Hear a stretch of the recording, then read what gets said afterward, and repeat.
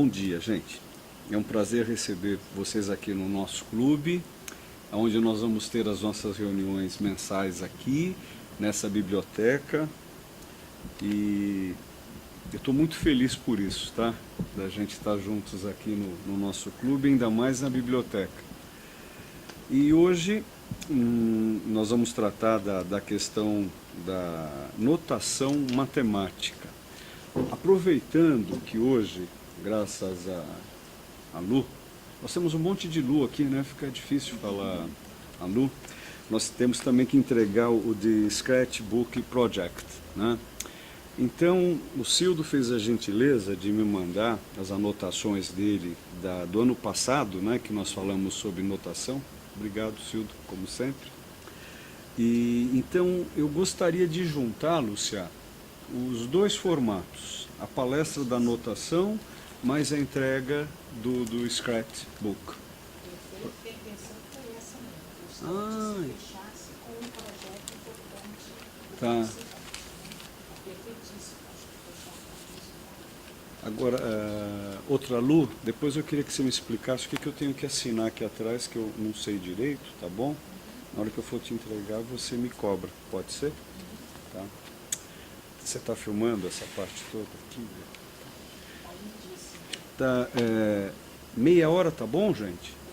Tá bom assim? A gente vai...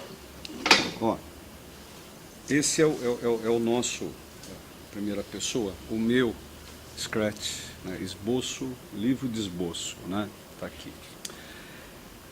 A minha interferência externa nele é o rabo de uma serpente, tá? Aí você abre, você vê não a cabeça, mas o rabo de uma outra serpente. Portanto, as duas serpentes estão aqui, no mundo não visível, tá? Elas se encontram. Supostamente, dentro de uma lógica formal, matemática aristotélica, o bem e o mal, o preto e o branco, elas se encontram nesse espaço. Como nós temos o cérebro e nós temos a mente, que ela abarca, ela é eletromagnética, ela está fora de nós, né? Pode mostrar a serpente aqui também? Posso. Posso tudo, tá bom? Obrigada. Não por isso. A questão da notação matemática, o físico, ele tem como instrumento a matemática. Isso não, eu lembro, né, que nós estudávamos juntos, o primeiro e o segundo ano em física, você estuda junto com os matemáticos. E falar que o matemático é um instrumento do físico é muita prepotência, né?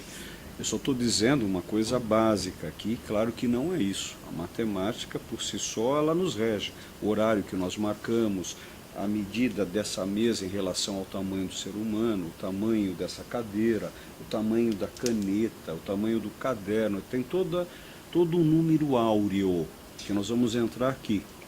E toda essa notação, por exemplo, como nós chegamos aqui no horário, né, nós marcamos 10h30, nós temos a hora, temos o minuto, temos o segundo, e me parece que o minuto é composto de 60 segundos.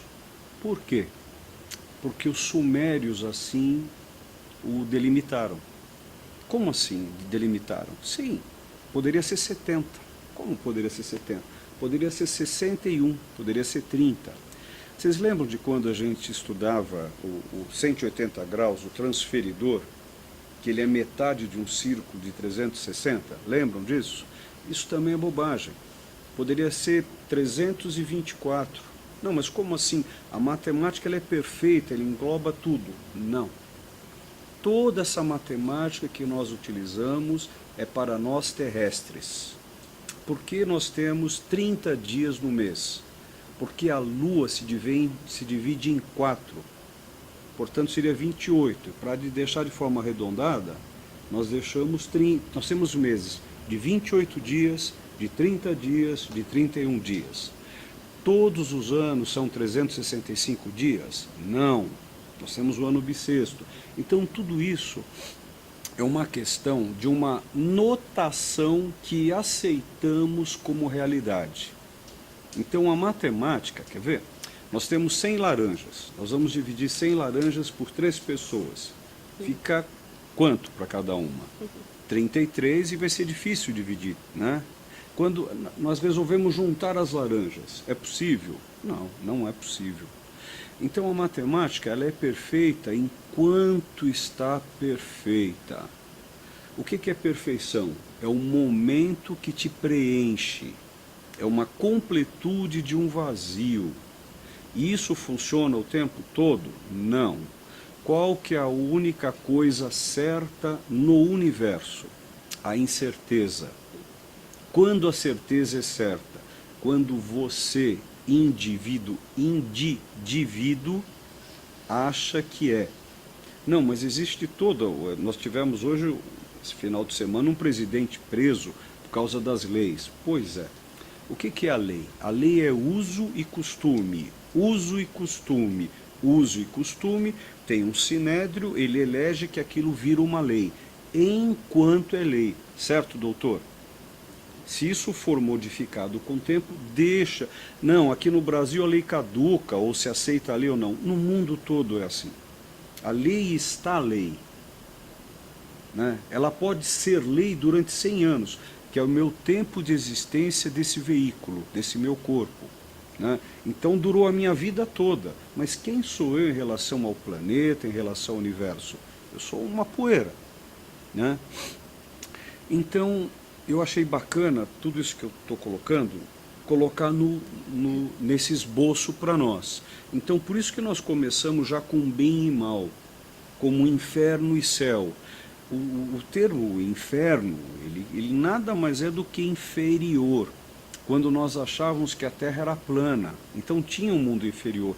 Como que eu vou falar que o mundo é inferno, é inferior, se a Terra é redonda?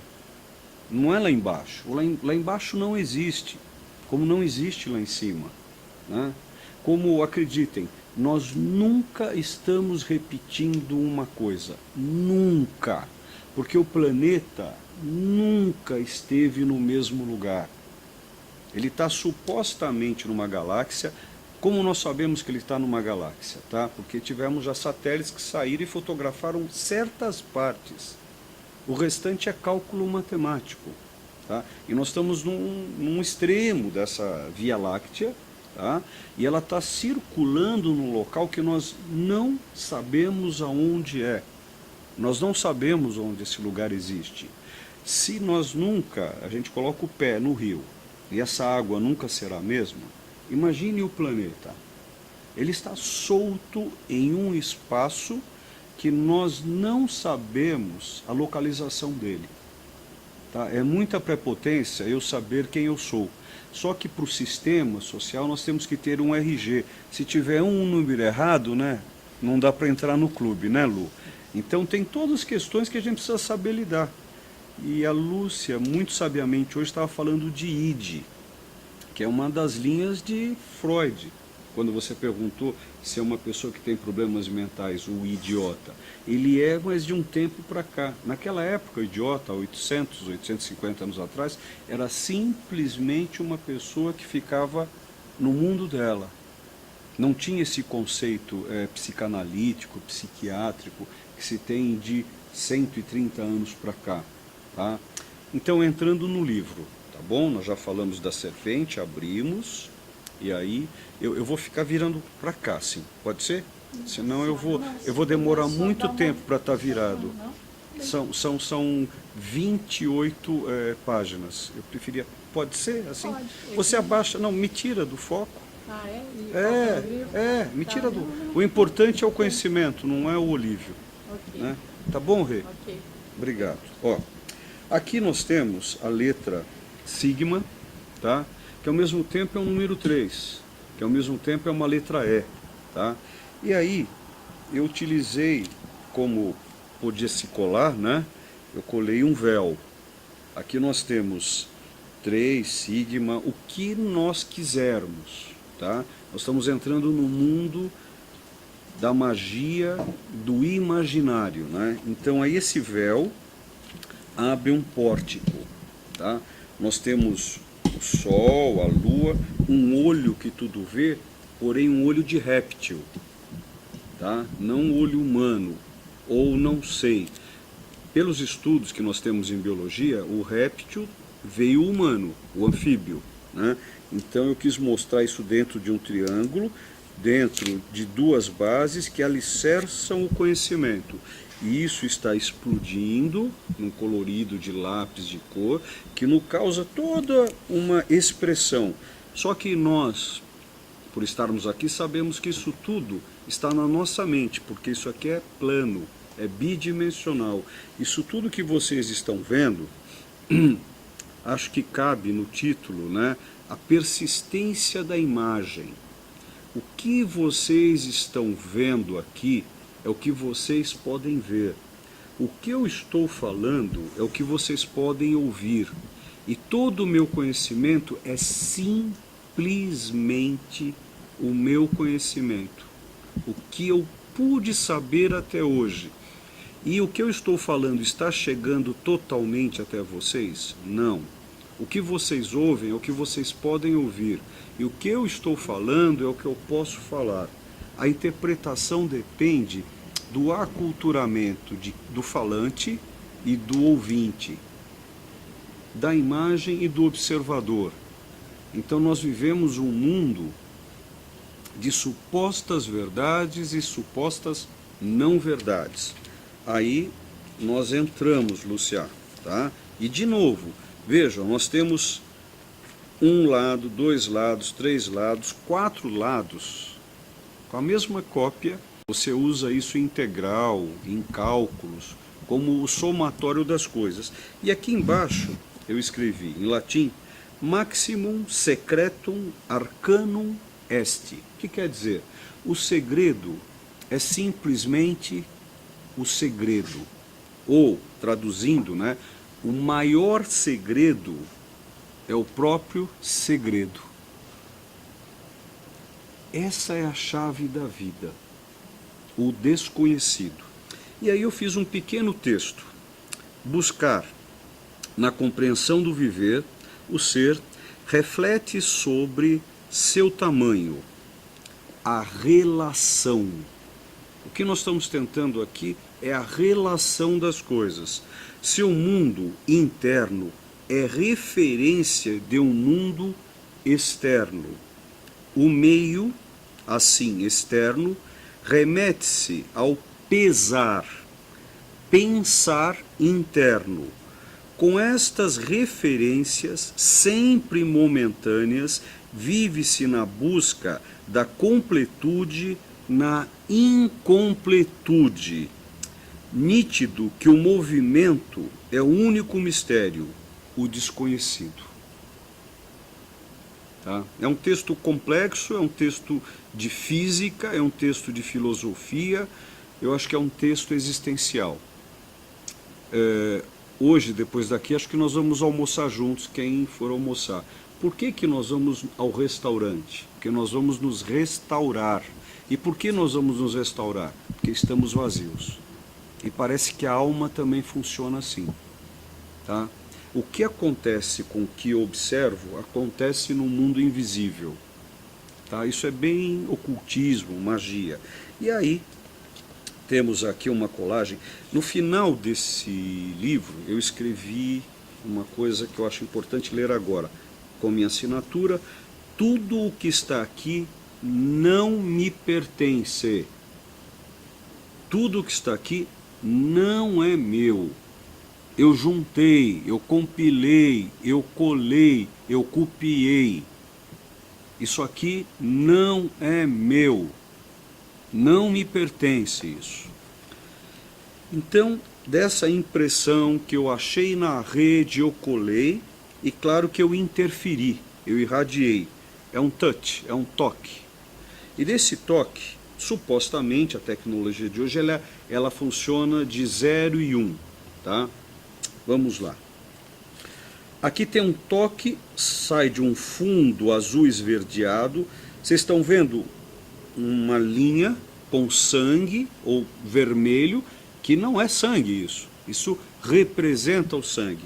Vocês estão vendo esse quadradinho pequenininho aqui? Acreditem, tem um quadradinho. Isso tem no livro, no caderno todo. isso é contado na página que está. Essa é uma base toda cabalística, tem todo um toque aqui. O Cildo já está acostumado com essas minhas coisas, né? Acho que a Lúcia muito bem também, né? Esses são os meus toques em notação matemática, tá?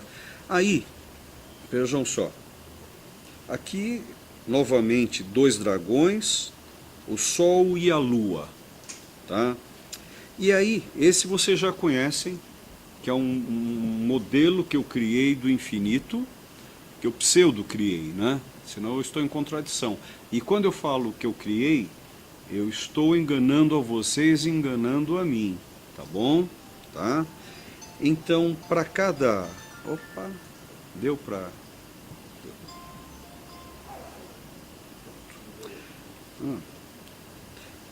Cada... Eu não vou ler, senão vocês me matariam hoje, tá? Que esse é um caderno de... Lúcia, de uma vida, tá?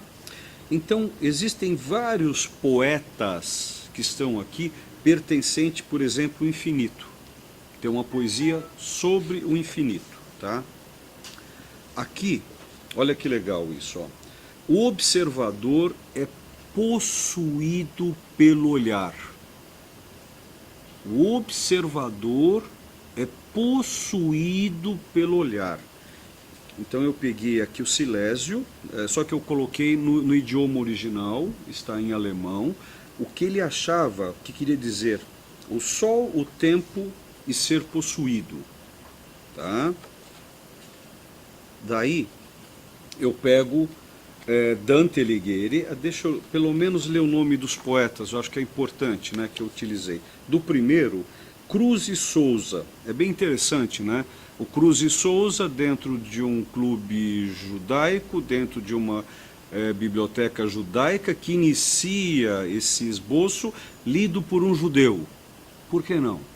Cruz e Souza, tá? Eu acho que aqui nós estamos buscando o conhecimento, independe da religião, independe das projeções que nós saltamos. Aqui eu falo, né, de Dante Alighieri, ou como se fala aqui no Brasil, de Dante Alighieri, algo ligado a toda uma questão do olhar abduzido. Olha que interessante. Por que eu estou tratando muito do olhar aqui nesse esboço, nesse sketch? Porque lembram de 500 anos atrás, quando nós observávamos uma pintura, óbvio que aquele ser que observava a pintura não pensava como nós pensávamos hoje. Ele olhava, porém, ele era muito mais detido pelo degustar, pelo toque e pelo ouvir. Podemos colocar que o observador do Renascimento, ele tinha uma outra visão dos objetos na imagética, como no período parietal, de 20 mil anos atrás. Então, cada conteúdo do observador tem uma notação matemática. Depende da cultura que ele detém do momento. Hoje, por causa dos nossos equipamentos, nós temos uma dedicação aos olhos, à vista, muito maior do que há 500 anos atrás, muito maior do que há 20 mil anos atrás. Então, por isso que o observador hoje ele está abduzido. Aqui eu brinco, novamente com o olho, um triângulo apontando para a Terra. Isso é tudo simbólico, é tudo representativo, tudo, né? E aqui, abrindo, nós temos no trabalho da assinatura de Albert Dürer, a sua gravura chamada de Melancolia. Se você olhar uma gravura grande dele, né, século XV e XVI, onde ele trata da melancolia, ele tem esse quadrado mágico, onde eu copiei aqui, dentro da minha possibilidade artista, os detalhes. Agora, existe uma poesia aqui, do poeta que eu mais gosto, que é um poeta visionário e louco para a época, chamado de William Blake. Tá?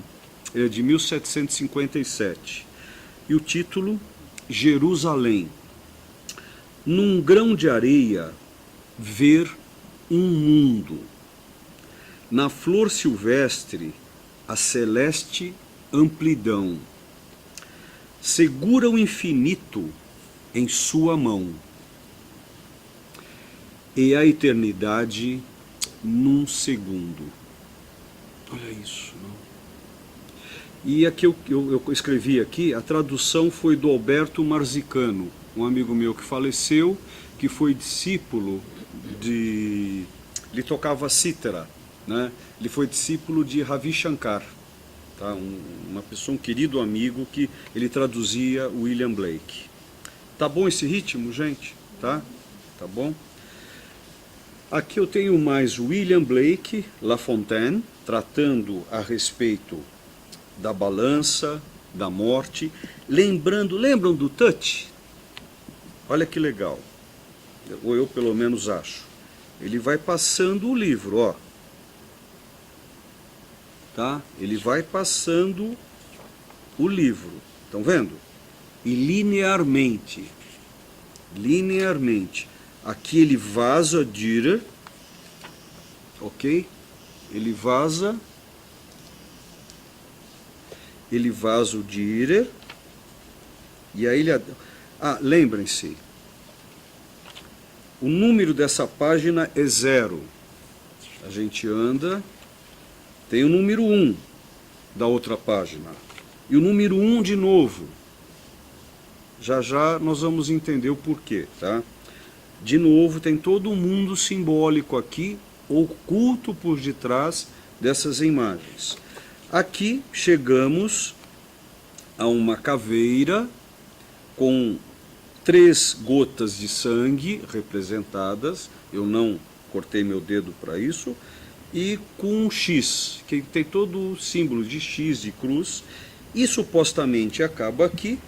Aqui, como eu já falei, William Blake, La Fontaine, e aqui nós temos Mário de Sá Carneiro, tá? Onde eu entro no labirinto de Chartres. Essas cores me levam a essas cores. Em Chartres você faz esse labirinto de joelhos, tá? Para poder entrar ao lado que é na cripta. É uma catedral do século XII que fica na cidade de Chartres. E nesse momento você chega, tem um quadradinho, acreditem, tem um furo aqui nesse quadrado, e esse furo me leva a outra página, tá? Então tem um furinho aqui, e aqui eu vou para um labirinto que existe há mais ou menos 18.000 anos, e aqui tem um outro poeta chamado, não sei se vocês conhecem, né? O nome é Labirinto, Elogio à Sombra, de Jorge Luiz Borges. Já ouviram falar dele? Tá. E daqui nós entramos na armadilha do olhar. Eu comi um sonho de valsa e eu gostei muito, né? E aí eu recortei, e aqui nós estamos na página 3, tá? Lembram do quadradinho? E aqui nós saímos desse labirinto, só que não mais de forma 0 e 1, e caminhamos, e aparece... Lembram que nós temos uma vela aparecendo aqui, outra vela aparecendo aqui, e caminhamos. Aí vamos para outras páginas, outros conhecimentos. Ele quase foi morto porque disse que a Terra se movia. E na Terra o conceito era de terra plana. E aqui nós temos olha aqui, o somatório, tá? Isso é um cálculo da mecânica quântica de Max Planck, aonde nós entramos no hipercubo, ou seja, nós estamos aqui pensando aqui por circunstâncias, tá? E que página é essa? 5, tá bom. E aí de repente se abre. Aqui é para você colocar os polegares e olhar nesse buraquinho. Tá? E você vai ver um olho te olhando, tá? E novamente Blake. Se as portas das percepções forem purificadas, o ser saberá o quanto é infinito. Aqui dentro você tem um cérebro desenhado, você observa vê o olho que tudo vê, supostamente são digitais, mas é a base do labirinto de Chartres, tá? E aí você vai olhar para si próprio, tá? Tentar ver o que você está fazendo. Uma vela novamente, e aí veja que nós continuamos de lá para cá. Aqui de repente nós temos um nome que o judeu não pode pronunciar. Em vez de pronunciar esse nome, eu pronuncio outro, que eu vou chamar de Elohim. Elohim é a palavra que quer... para quem não pode pronunciar também Elohim, pronunciará Adonai. Adonai quer dizer Senhor.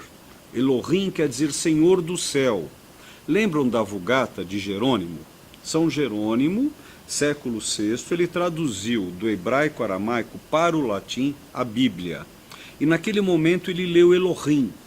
Como ele achou que Elohim, só que é essa palavra a qual eu não posso pronunciá-la. O judeu escreve Elohim.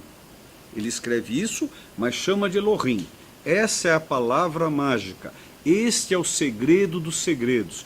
Como, por exemplo, a palavra para nós em português, amor.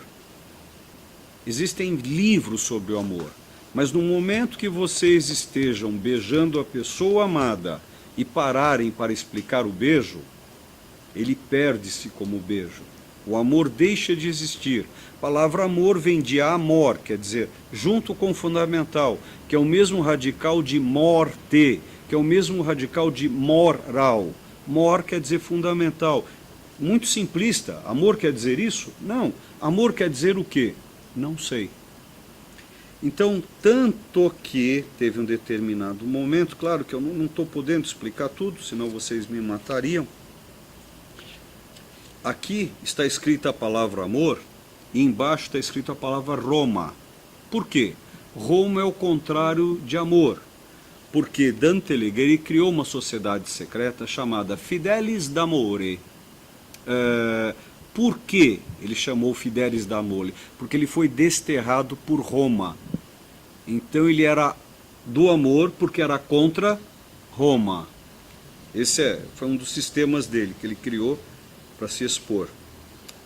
Então aqui nós temos toda uma liberação nesse amuleto do conhecimento judaico de Deus. E nesse momento da tradução foi quando surgiu a palavra Deus, da tradução de Elohim. Por que Deus? Porque a palavra Deus vem do latim dii, que quer dizer dar. E se você pode dar, você deu. Se você pode dar tudo, você usa o S. Então você é Deus. Simples assim. A palavra deu com S, Deus. Ele pode dar porque ele tem tudo, né? Nós somos parte de um dado, tá? E tanto quando a gente usa em tecnologia hoje, você tem informações. Informações, qual é o nome de informações? Né? File ou dado, né, em português.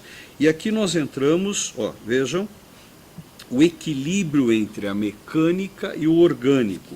E nós temos aqui um outro título, outro texto do Dante Alighieri, e aqui nós temos Jean Cocteau, que trata a respeito desse misticismo.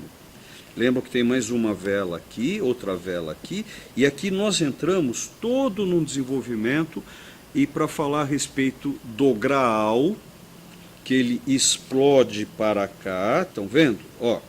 E continua esse cordão ele caminhando, e tanto o Graal é um cálice, portanto, que recebe, e Kabbalah, que é tratado aqui, que é uma palavra judaica, que quer dizer também receber. Então estamos recebendo o conhecimento, e aqui continua.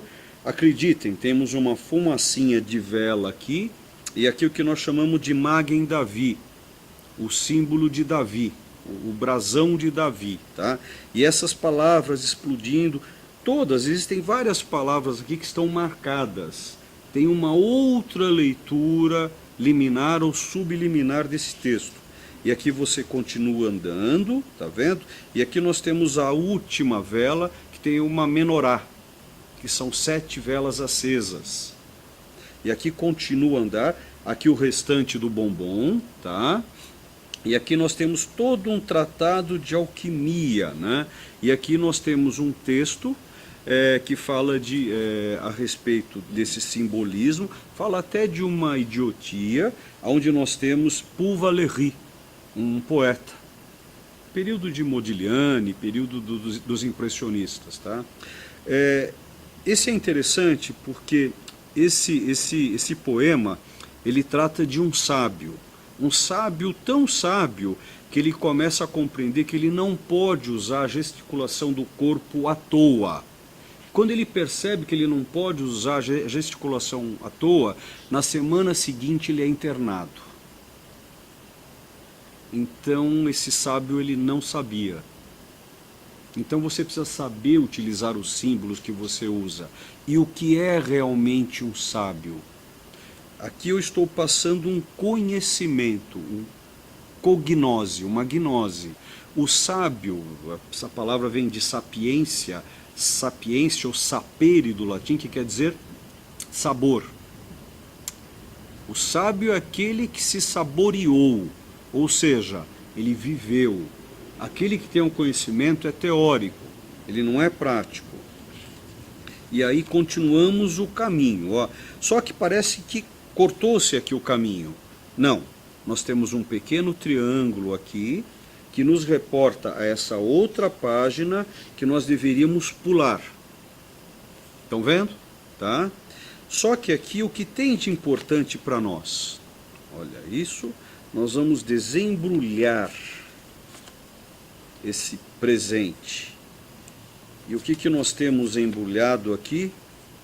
Lembram? O número áureo. Tá? Essa é a base do nosso corpo, né? O tamanho do meu pé é o tamanho do meu antebraço, o tamanho da minha cabeça e pescoço, e todo o meu corpo utiliza-se esse número. Então, voltando, vou fechar o número áureo, que é um triângulo para cima, um triângulo para baixo, o Magen David, tá? Aqui nós temos, lembram o texto que eu li? Eu traduzi em 3 idiomas, tá? Aqui nós temos o inglês, porque esse livro ficará nessa library, nessa biblioteca. Então eu fiz em 4 idiomas, tá? O texto original. Aqui vem o que Platão fala do ouro, número áureo, tá? Esse está em português. Aí nós pulamos para cá. Opa! Eu cortei aqui. Estão entendendo? Existem... Por que está cortado aqui? Porque tem um número aqui. Aqui é 0 e 1. 0 e 1, o número do computador. E novamente tem um buraquinho aqui, que vai de uma página para outra. Tá?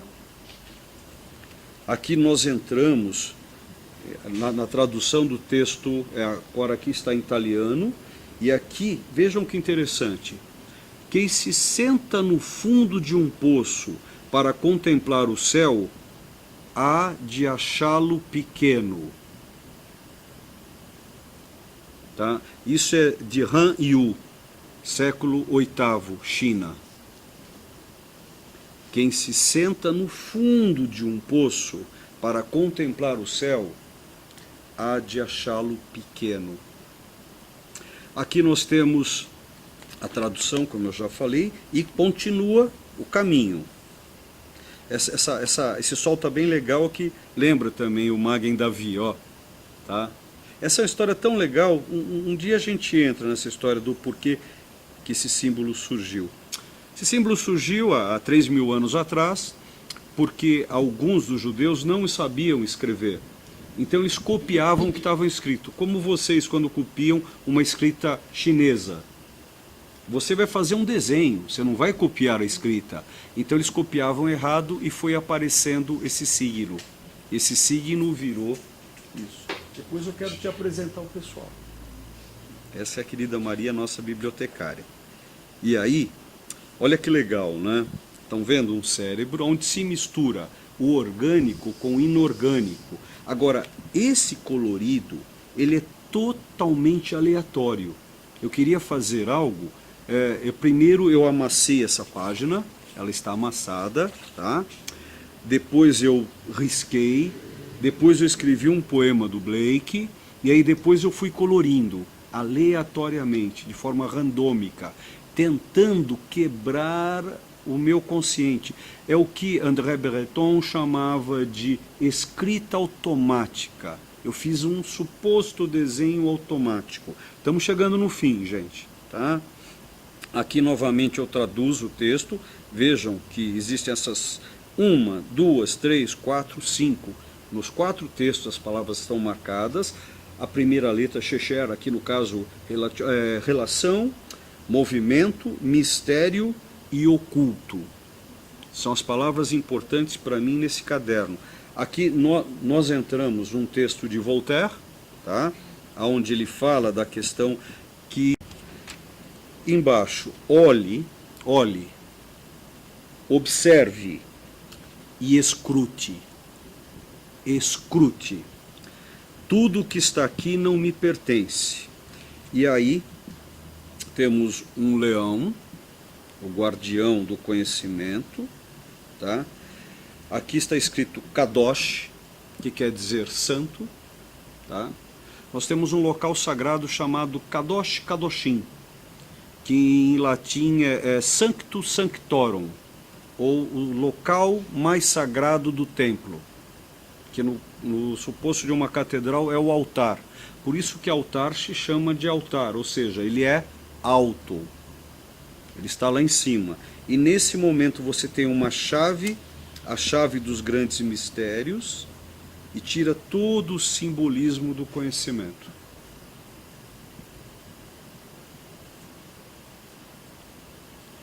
Deixa eu ver se eu guardo aqui.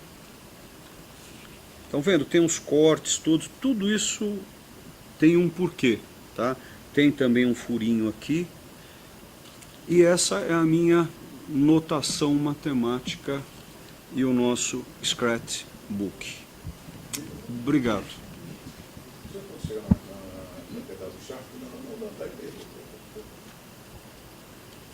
O que te aguçou? Opa. Você conclui isso, aí você passa para a outra folha, outra página, e tem este outro labirinto. Outro labirinto. Esse labirinto lembra muito, né? Aí é o cérebro. Olha. E ele vem lá na frente e depois você vai com ele lá. Sacou? Né?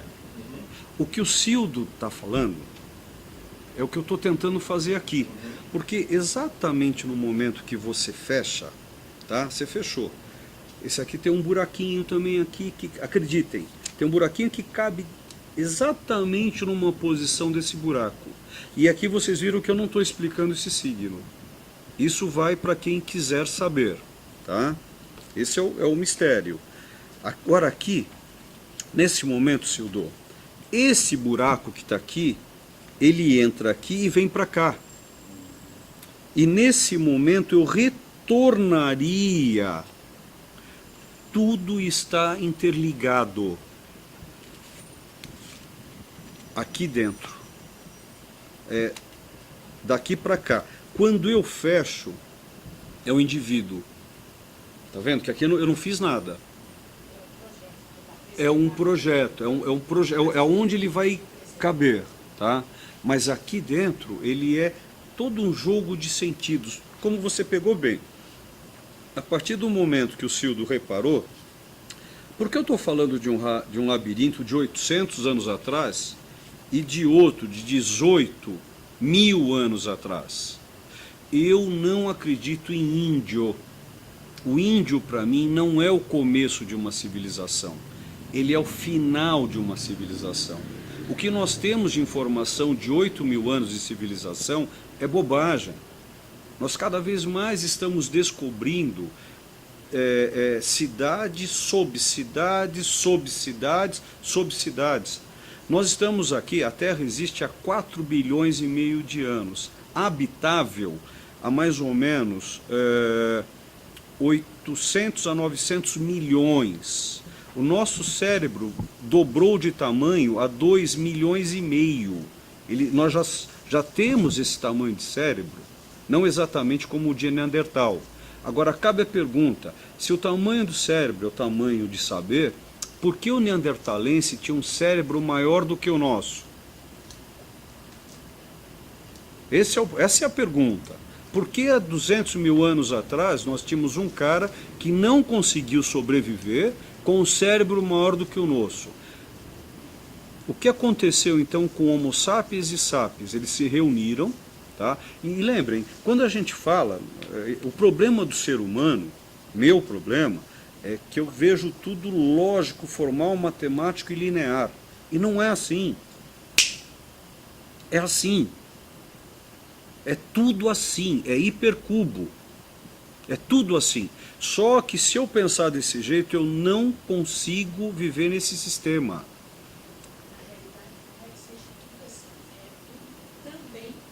Isso, é tudo... Não, esse é o ponto do verbo, Lúcia. Tudo é. Não como eu vejo. Eu também vejo uma parte dele. Então, o que é certo? A incertude. Esse é o ponto. Só que nós chegamos no que nós chamamos em hebraico de da'at. Quer dizer, conhecimento. Existe um abismo que ou você salta direto para Deus, que é onde você tem Tiferet e Keter, você tem a beleza e a coroa, você salta, ou você fica preso no da'at, que é o conhecimento. Que é isso aqui que nós adoramos. Nós adoramos, mas chega um momento que isso não serve. E isso, como assim não serve? O que eu quero dizer que não me serve? Eu viro escravo disso. É como o dinheiro. O dinheiro, ele é um ótimo escravo, mas um péssimo patrão. Eu tenho que dominar o dinheiro, não ele me dominar. Eu acho que eu estou comprando as coisas e o domínio é meu. Não! Por isso que o observador é possuído pelo que observa. Acreditem, todas essas coisas estão nos vendo. Como assim? Pois é. É isso que eu estou tentando passar aqui. Então, tudo é e tudo também está. Esse é o momento da loucura que é magnífica, né? Eu entro e saio, Lúcia. Eu entro e saio. Então, como sobreviver com isso? Pagando a conta de luz. Pagando a conta de luz. Pague a conta de luz, que você é normal. E como sair disso? Na minha noite, na minha casa, ou no local que eu desconheço. Porque eu não... Isso aqui não é meu. Isso não é meu. O que é meu, então? Nada. No sistema, sim. No sistema, sim. E eu quero esse potere. A palavra poder vem de pote. Poter, guardar. Potere. É isso. Tá bom? Tá? Eu que agradeço. Agora, eu quero deixar uma coisa clara aqui. Isso é o nosso time. Isto aqui somos nós. Isso não é meu mesmo. Isso não é meu, isso é nosso. E nós temos a necessidade de time. Sozinho nós chegaremos a nenhum lugar.